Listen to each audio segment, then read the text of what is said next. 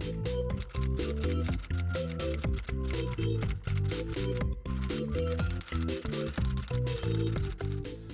welcome to Shaw TV North Island. This is the Talk About Show. Thanks for tuning in. My name is John Twigg, and as usual, we've got another good show for you. The guest is Susan Sinnott. She's here as chair of the Campbell River Airport Authority. Thanks for coming in, Susan. Well, thank you very much, John. Lots of stuff happening at the airport. An important asset for the city. It is. Yeah. So one of the interesting things that's happening right now is we've just got the new commission set up, like the new appointments have happened, and we're going forward with a plan to encourage a lot of development up at the airport. Oh, we'll get into that. I think we'll start with the history, though. It was conceived in 1954. It was opened in 1959, and the city acquired it in 1995. And then, Susan, you became chair in 2011. That's correct. There's a lot of stuff, but the evolution of it is kind of interesting. The city owns it? Tell us about that. Okay, well, the city has acquired the airport in 1995 after Transport Canada decided to devolve a number of their regional airports. They still have ownership of the large airports like Victoria and Vancouver. But the city decided that they wanted the airport because they saw it as a major economic benefit to the region. Yes. And I believe it has been. The latest economic impact studies we have is that it contributes about $49 million to the regional economy every year. And it has gone through a number of growths. The last was in 2010 when the runway was expanded. Oh, it's been that long since the run. It seems to be yesterday they were feuding about that. Well, it takes a while to expand a runway because you still have to have flights come in while you're actually laying down pavement. It's a tricky operation. So did they start it in 2010 and it finished, or no, they finished in 2010? They finished in 2010. I believe the project was underway in 2009 and 2010, but the funding projects and all the various things even starts before that. Yeah. Now, that was supposed to enable bigger jets coming in. Have they come in? Yes. There's a couple things it did do. So it has allowed now for the forestry, Minister of Forest, to relocate some of its fleet from Victoria to Campbell River for their big air tankers. So in the summertime, you'll often see these water tankers, these firefighting planes coming in. They're very large and very heavy. So the improved runway length assists with that. We've also have the ability to maintain actually a lot of our corporate jets that come in because of Campbell River Big Resort Airport in the summertime. Insurance requirements are requiring longer runways for a number of these jets. So we were able to retain a lot of business that we could have lost. Because I remember the debate about, well, is it worth it to extend the runway? Who's going to come? And I thought we were going to get maybe bigger passenger jets. Well, that's always on the radar, and that's one of the things that we're going to be trying in the next few weeks. We have two new low-cost carriers opening up in Canada, assessing route development. Oh, right. And you bet that Campbell River Airport is going to be there presenting the benefits of coming to Campbell River. Yeah. Now, there's direct flights from Comox to Fort McMurray. I'm not sure if it's direct to Fort McMurray. I know that they hub into Calgary and Edmonton. I'm not sure if they go to Fort McMurray at this point. Well, there probably would be demand. Well, that is true. We think everyone in town knows somebody who travels to Fort McMurray or to the oil fields, and everybody knows that the travel time is too long right now. Yeah. Well, of course, with the change in oil prices, maybe Fort McMurray's sort of falling off. Anyway, now you've been a lawyer in town for a while? Yeah, I started practicing in Campbell River in 1994. Yeah, and you joined your father's firm, I At gather. that time, yes. Yeah. And since then, I've been on my own since 2010. Yeah, he retired, and you've... I've continued on, he's now retired. Yeah. What made you join the airport authority? Well, in my prior life, before I decided to go into law, I had done a business degree at UBC, and my specialty was in airport transportation and logistics. Huh. Yeah. So how did they find out, or did you just say, hey, I'd like to do that? I think in this town, it's a little bit of connections. I do a lot of volunteer work. I'm on a number of boards. I'd been on the board at CRTV. I'd been at the board at the museum and the Head Injury Association, and it was my connection actually with Claire Moglove, who had become a city councillor who had left the museum board. I think she was the one who said, maybe we should ask Susan to apply. Yeah. So what is the governance structure? How does that work? Well, we are a commission of a city, so there is the ability of a city to create a commission under the Community Charter Act. And the city council has by bylaw delegated certain authority to the commission to manage and operate the airport. The commission is chosen by city council, and they're 3-year terms and they're staggered. Yeah. So there's a few employees out there I saw on the website. And so do they get City of Campbell River checks, or do they get Campbell River Airport Authority checks? They are city employees, so they get City of Campbell River checks. Yeah. The airport right now is still owned by the city, and so it still comes all under all the requirements of the municipal governance requirements. Do a lot of municipalities in BC own and operate their airports? There's a few. The Camp River Airport and the commission is modeled after the Abbotsford Airport, which is a city-owned airport. There are a few others. I would say that governance and ownership of airports is very varied all over Canada and in the province too. It's hard to match airport to airport and do a good comparison. Is it tricky to manage the finances in terms of, I gather they'd like you to operate at least break even? Yeah, so one of the interesting things that we have is that it's still done under a city system. So the city budgets are set generally by staff to achieve the results that are set in the long range by council. Yeah. So if council is setting a low tax increase environment, then that affects the ability for the airport to do new projects or request further spending. Yeah. We do have some flexibility because we do have dedicated airport improvement fee funds, so we're able to use that. We're able to leverage more than a lot of other city departments' funding sources. So we have a $1.3 million capital project going on right now that is 95% funded by a program developed by Transport Canada to assist regional airports that were privatized. Let's talk about that. Okay. What is that program? What is the project? Well, the project is an airfield electrical upgrade. So what they're doing is they're improving all the electrical systems for the lighting around the airfield itself, and so that it permits better, low visibility takeoff. Some people think it's landing, it's actually for low visibility takeoff, so it improves our height limitations. So the pilots can see where they're going. Leaving from? You don't think about that, but I can say that from my involvement with airports, it's incredible how safe they are. The Transport Canada and the dedication to safety by the employees at the airport, and of course by the commission itself, really gives you confidence about the way airports are handled. Are they LED lights or super bright lights? Well, I'm not the electrician at the airport who is really good at what he does. What he has told me in the past, he says it's kind of like a string of Christmas lights. In other words, the power has to be absolutely consistent through the entire length. It's a very different electrical system than we're used to in most applications. And it's actually fairly complicated. So one of the things the airport electrician did a couple of years ago is he encouraged us to sponsor the Canadian Airport Electricians Association. I'm probably getting that wrong. But they did a little conference, a workshop actually, at Painter's Lodge. And as part of this upgrade, when they're taking out the old stuff, he has built a training field so that airport electricians can come back to Campbell River and learn about airport electrical. It's very hard now after all the security changes at airports to do a lot of on-site training. Yeah. So Campbell River is going to be unique in being able to bring in airport electricians for training. Yeah. This is tangential, but I have a friend who worked on an airport in Iraq during the war, and the Americans built this huge air base out there, all with solar lights. Solar-powered lights. Oh my goodness. Yeah.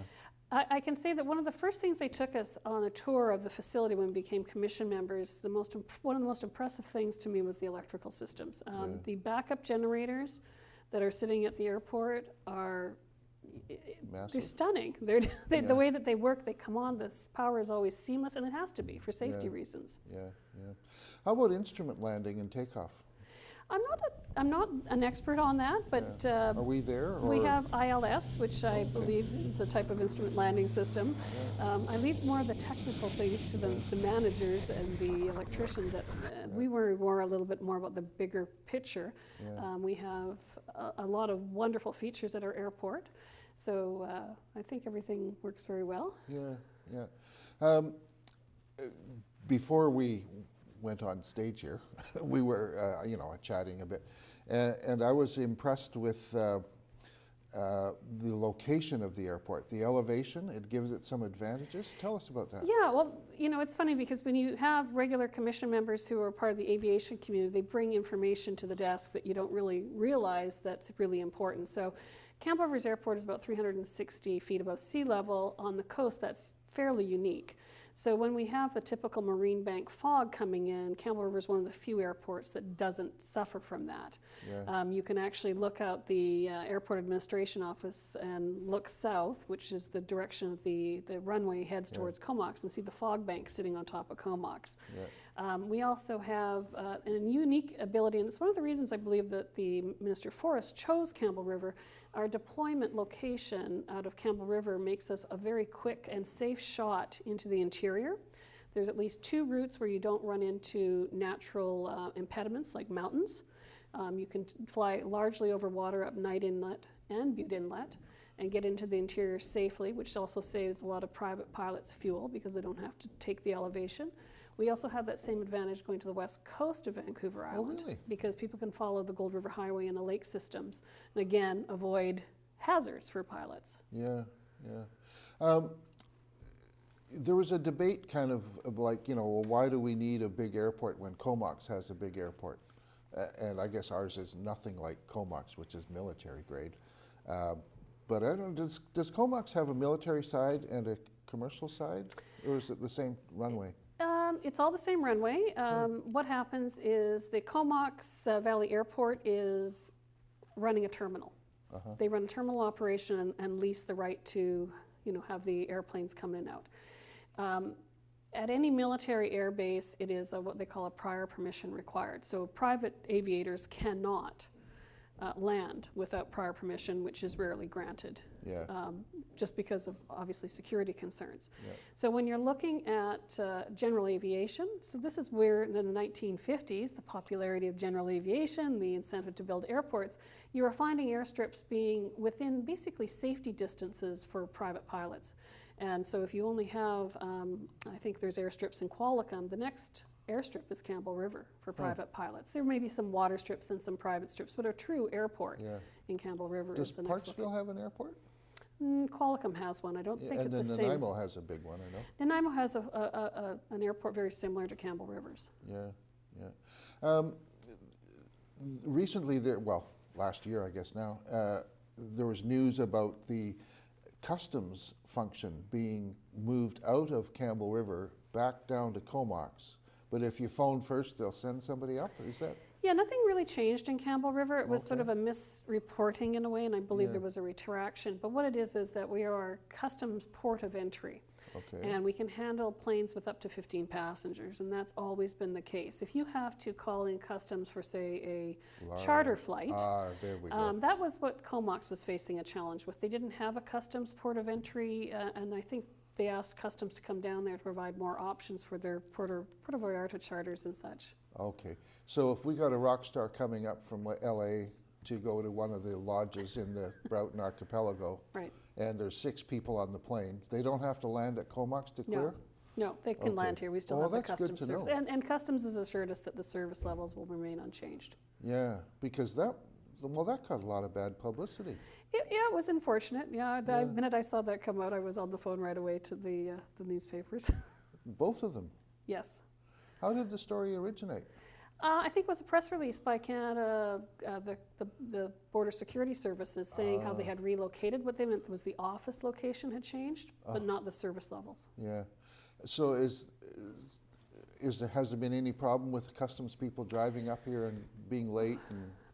We don't know yet, right? Because Campbell River is largely a summertime destination.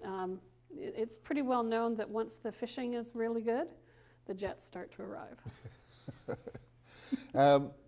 Firefighting is a big issue too, and I gather you've mentioned already, but maybe fill us in a bit more, that Campbell River could become sort of a center for firefighting? Yeah, there's a number of opportunities. So the Minister of Forests secured a lease with the City of Campbell River in the last year, I believe, expanded their services. In other words, they built a lot of infrastructure at the airport to handle at least 2 air tankers. They stationed 1 air tanker here last year. It all depends on what happens with the fire season. If the demand justifies it, they'll move the 2nd tanker into the Campbell River area. Yeah. We also have a potential in the future to relocate the helicopter firefighting fire base into the Campbell River Airport, which is something we would be more than happy to accommodate. Because it's now down in Victoria? No, the helicopter firefighting is on Quinsam Road. Oh. People don't even notice it. I've been out there. It's like a beautiful park.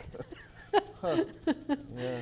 But if anyone, I spent some time and went into the Kamloops airport because that's where their main office is for wildfire fighting. It's a beautiful facility. When the province goes into a location, they do a beautiful job. It's like a park. Yeah. And I can imagine if you're a firefighter and you're on a bit of a break, it's nice to have a nice place to rest. Yeah. One of the things I'd like to get into is Campbell River's emerging role as a trade center. You know, like we're the center of aquaculture, we're the center of forestry. There's a couple of others that escape my mind, I'm sorry, at the moment. But it seems like this airport too, the aquaculture in particular, they used to stop at Port Hardy and then the people would have, the workers on the aquaculture farms, would then have to drive down to Campbell River. But now they're flying straight into Campbell River? Yeah, so that's with Pacific Coastal Airlines, one of the 2 main airlines that service and come in and out of Campbell River. They've added a Bella Bella route. And they were able to create the backbone by talking to the aquaculture industry and guaranteeing, I believe, a certain load factor. So that let them try out that route, and it's turned out to be a great success. Yeah. Campbell River has been recognized as an aquaculture center. We have also a First Nations advantage. Right. So a number of First Nations on the coast like to come here because we have a tax-free shopping zone for First Nations, and we have really good healthcare facilities. I was just going to say, and we've got a good hospital.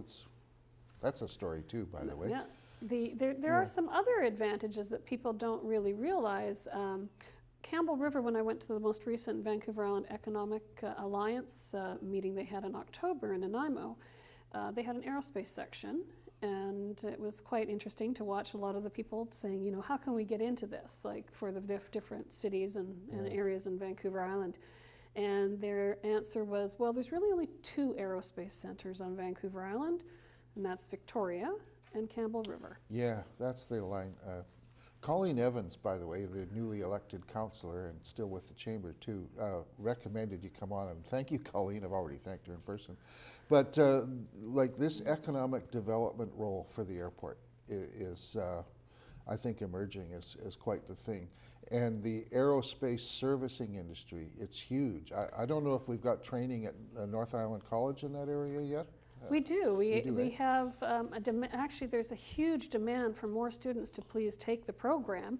There is an airframes program being offered at North Island College in Campbell River, and my understanding is Sealand Aviation, which is a business that's adjacent to the airport on private land. Yeah, they got a big hangar there too. They are looking for every graduate they can get. Wow. And the growth is quite high. And that was one of the comments at the Vancouver Island Economic Alliance, was that they couldn't get enough kids into the program, that they need more. Yeah, so you work a year or 2 at Sealand and then you get hired away. I don't think so, because Sealand is doing a lot of manufacturing for Viking Air out of Victoria, and the idea is they'd like to ramp up more manufacturing in Campbell River. Yeah, well, I know a little bit of stuff off the record about the airport and the industrial growth. Whoops. What a mess. Can't catch my must be a good question. Okay, the industrial growth. The growth of the aerospace service. How's that coming, and what could be coming?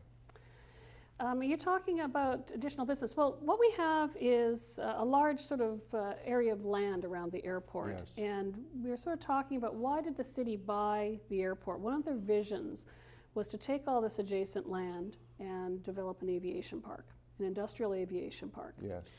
And then in about 2005, they invested many millions of dollars to bring sewer and water up to the airport to encourage the land development. Yes. Couverton itself, which is the real estate arm of Timber West, is one of the Yes. larger landowners. And I mean, Timber West is now owned in large part by the BC Investment Management Corporation. Right, they have a very long-term vision, but they're still interested in using their land both at Jubilee Heights for future development, obviously, Yeah. as well as around the airport to get this aviation park. And the discussions have been heating up as to, is the time right? The economy in Campbell River is very good. Yeah. The idea that if Sealand's business is doing very well, and getting the whole package together, it feels like it's reaching that sort of critical mass at this point, where Yeah. we're just about to go ahead. And I must say, we've got a couple projects that I've been asking to River Corp, and we've actually had Infilm and Creative Industries assisting us with, and I must say they've been doing a really great job in assisting the airport in getting that economic development Yeah. pushed ahead. Yeah. Well, I know Abbotsford is getting airplane service work from like all over the world, and there's a lot of stuff going on there. I'd like to know more about too, because there's, I think, some secrecy stuff involved. But is Campbell River then? Could we become another Abbotsford, or maybe just sort of more provincial? No, I think we are already worldwide in the sense that Sealand Aviation, if you've ever been into Mr. Alder's operation, you'll see And all the once, various, and it was fascinating. all the planes that they bring from all over the world, from Fiji, Yeah. a lot from Alaska, because Alaska still has a large number of private pilots. They're getting modifications. They do complete rebuilds of these planes. Right now, if you've been up there, you'll see that there is a old World War II bomber that I they're going to haven't be. been up there. They're going to refurbish that for one of the historic museums Oh, that nice. usually based down in Seattle. So it's a well-known and worldwide kind of operation, and we just need to keep encouraging that ability to keep that going. Yeah, well, that's great. How much land is around there that's under the control of the airport authority? The city itself has, and I'll probably have the number wrong, but it's over, I believe, 100 acres that we have. There's both, so if you look at, when you come up to the airport and you see the main airport road in front of the terminal building, Yeah. that road goes quite a bit further south to where the forestry is, and it goes Yeah. quite a bit further north. Right now it's blockaded off. All that land is developable. But of course, you don't even think that across the airfield, across the runway, there is more land that in the future could be developed if the right tenant or person wanted Is to come that in. private land or city land? That's city land. So the city owns land on 3 sides of the airport? Well, we consider it 2 sides because you can't really build at the end of any Oh, runway okay, yeah. because that would be a hazard. And then you have around 300 plus acres, largely owned by Couverton, that's in the Airport 2 zone. So we have Airport 1 zone, which is adjacent to the airfield itself, so Yeah. it provides you with immediate access to the airfield. And then we have Airport 2 land, which is across the street, which is a little bit more flexible, but a couple of the unique features in the Campbell River Airport is we have what they call a through-the-gate taxiway. Very rare. You'll see them in Alaska, I think there's one in Ontario, but it allows a plane to actually drive off the airport into private land, Huh. which provides a lot of opportunities. That's why- Contraband. well, Mr. Alder is able to now have his planes not have to stay on the airport. They can come into his hangar. Interesting. I heard tell of some logging, which of course could be revenues. There isn't usually logging at the airport. There is tree cutting to Oh, provide pardon for me. flight paths. So to make sure, there was a recent survey to make sure we didn't have a problem with Wood fiber harvesting. but I think that's all Timber West for the most part. I Okay. don't think there's any intention from the city to start a logging operation. Well, actually, one of the new councillors, Charlie Cornfield, former mayor, is in charge of a task force looking to ramp up logging on city-owned lands. This would be sustainable, perhaps, like I've suggested, horse logging, but selective harvesting as well could be done. But on the other hand, clearing it for development, I don't think we're short of trees around here. No, I think when you see the overhead picture of the airport, you'll see there's very few trees around the airport lands, and it's obviously because it's an airport, you don't want trees. A little bit of a problem. You're right. Is there something that you want to pass on that I haven't asked? I got a few more questions, but. Well, so a couple of the initiatives that the airport's looking for, of course, is always feedback from people in the city what they want. And I know for most people, they say, well, we'd like to have more service to and from different places. And one of the number we're having a really hard time getting a hold of is the number of people who are actually traveling to the oil field and what we say using other airports. So to find that number is very difficult. Couldn't you just interview them while they're waiting in the terminal? They're not waiting in our terminal, are they? Oh. A lot of them are waiting in the Comox terminal. I don't think Comox would like that. We have thought about sending someone up to Fort McMurray to do the interviews and seeing where the people are. Yeah. But if we do put out a request or get a project, that is one of the studies we want to do is a demand study. Well, you could put an ad in the local paper. And have everyone tell us, Or put it on Go Campbell River. Plug, plug. Plug, plug. And the other one is, just as downtown had a tax revitalization project where they lowered the tax rate for new development, we are considering doing the same for the airport development to encourage further development of the airport lands. And having feedback from the community on that would be useful for council and for the commission. We know Abbotsford Airport did that in 2008. Wow. Well, just from what we've talked about, there's a lot on your plate. What's the time commitment like? For me, probably more than for the other members. We're really lucky that we have dedicated members. We've got 2 task force right now. We have a fuel task force because we want to put in a private fuel facility, so that means we've got individual commission members volunteering their time to the airport manager. And we also have a signage task force because, surprisingly, it's not that easy to get a big informational sign showing you where your airport is adjacent to the highway. It's a tricky proposition. Huh. The Minister of Transportation has a number of guidelines that they want met. Right. Well, let's see. Forest firefighting, we got that. Making Sierra the hub for coastal industries, recent developments, runway extension, terminal operations, customs at Comox. Oh, websites and Facebook. Yes. 2 minutes. Okay. Well, we do have a Facebook site, and it's incredibly popular around the world. It's surprising that there are a number of aviation buffs that love to look at pictures of planes that land on our coast. Actually, we've got some historic planes around here too. We do, and the forestry aircraft are really unique. You know, you see the Helifor, who is one of our tenants, their aircraft. We also do Twitter, not as much.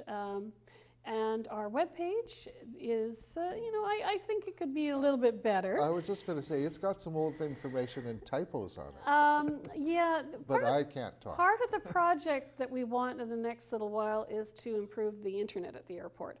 Right now, we don't have the same connectivity that you have locally.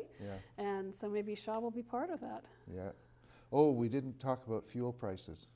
Okay, we actually have a fuel pricing policy for, there's 2 types of fuels people don't often realize. Avgas, which is for the small pilots, is kept at a competitive price amongst regional airports. We do price that accordingly. And jet fuel is usually not as price sensitive because our main customers are the luxury aircraft that come in the summer. Fill it up.